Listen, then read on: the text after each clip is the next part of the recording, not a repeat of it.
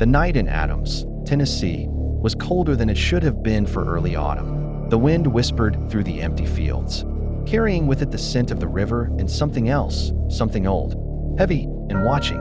It was the fall of 1817 when the Bell family first began to hear the sounds. At first, it was simple: scratching in the walls, faint knocks that came just after sunset. John Bell, the head of the family, thought it must be rats or loose boards. The Bell farm was large, and strange noises were part of country life. But the noises didn't stop.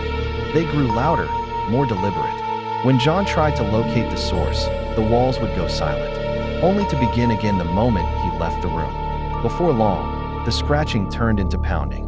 Footsteps echoed in the hallways at night. The family dog barked at nothing, its fur standing on end, eyes following something invisible. Then came the voice. It started as whispers, soft, unintelligible murmurs that drifted through the dark corners of the house. But one night, Lucy Bell, John's wife, woke to hear someone whispering her name, as if from right beside her bed. She reached out, her hand brushing against cold air. "John," she whispered, but her husband was fast asleep. The whisper came again, closer this time, raspy, almost amused. Within weeks, the entire Bell family was hearing the voice. Sometimes it was a woman, sometimes a man, sometimes a low growl that seemed to crawl out from the very walls. Neighbors began to notice strange happenings on the Bell property as well, unseen. Hands pulling at their clothes, objects thrown across rooms, livestock found wandering miles from where they were tied. Word spread quickly through rural Tennessee. People began to whisper that John Bell's land was cursed, that something unnatural had attached itself to the family. The local preacher was called in. He prayed, he blessed, he demanded the spirit to leave. It laughed at him, literally. The voice, now strong and mocking, echoed through the rafters. "You can't rid them of me."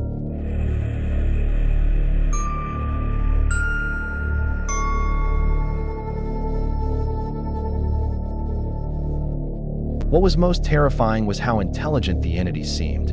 It could speak clearly, mimic voices, and answer questions no one else could know. It called itself Kate, claiming to be the spirit of a woman wronged by John Bell many years before. Whether the story was true or invented by the thing itself, no one could tell, but the name stuck. From then on, she was known as the Bell Witch. The haunting became so well known that people traveled from miles around just to witness it. Politicians, soldiers, and townsfolk all visited the Bell farm.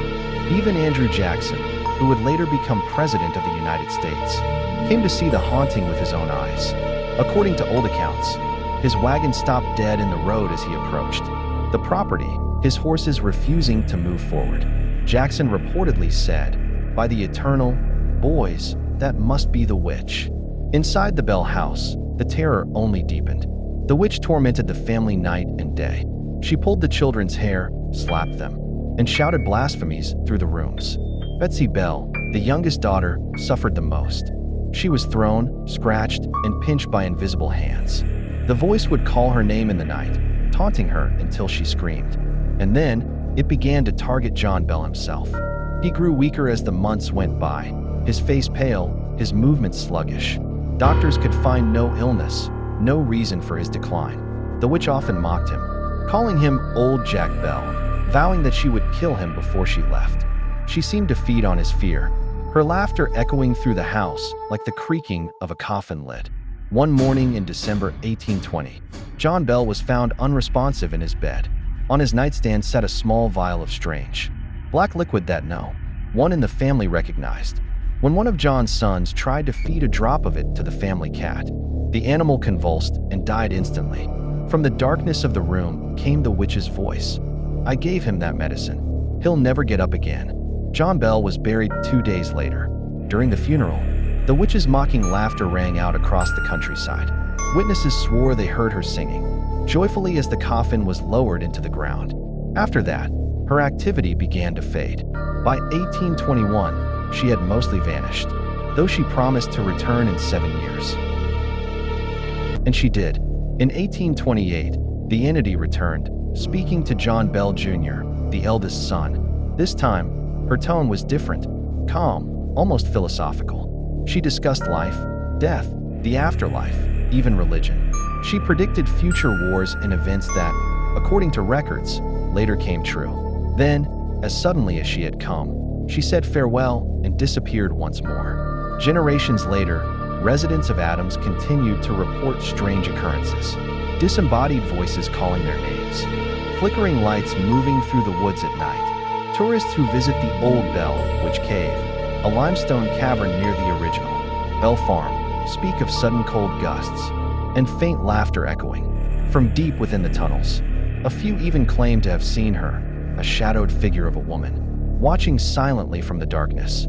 Skeptics have tried for years to explain the Bell Witch haunting. Some say it was a case of mass hysteria, or perhaps an elaborate hoax. Others suggest natural causes, bad air, poisoned food, or simply overactive imaginations.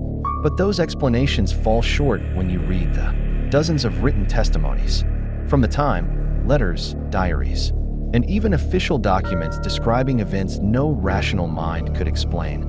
The story of the Bell Witch has inspired countless books, films, and investigations. Yet what makes it truly terrifying isn't just the supernatural violence, it's that the haunting was documented, witnessed by hundreds, and never disproven. To this day, the Bell Witch remains one of the few paranormal legends supported by historical evidence. What happened on that Tennessee farm 2 centuries ago might never be fully understood.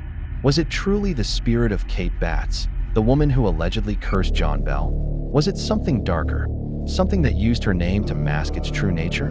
The truth hides somewhere between history and nightmare.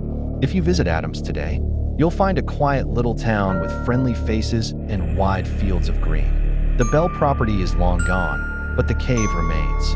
Locals warn visitors to show respect when entering it. Don't mock her, they say.